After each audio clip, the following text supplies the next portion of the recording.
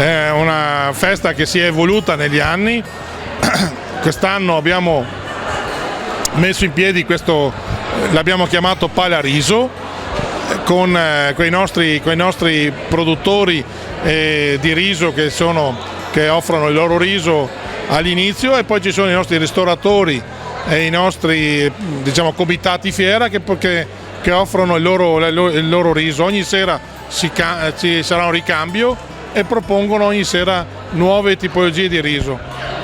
Credo che sia un'opportunità, già questa sera siamo partiti benissimo, mi auguro da qua alla fine settimana sicuramente di poter avere il successo che abbiamo avuto già questa sera.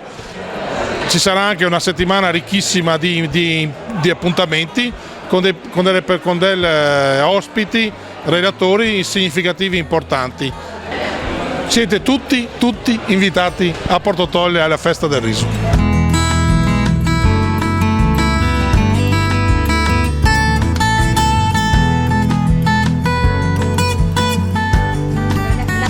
Calabroni, c'è scritto comitato, ma siamo un'associazione di volontariato, siamo l'unica associazione giovanile del comune di Porto Tolle che vanta un numero di una sessantina di volontari.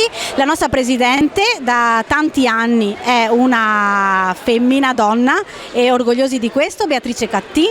Io sono un socio fondatore.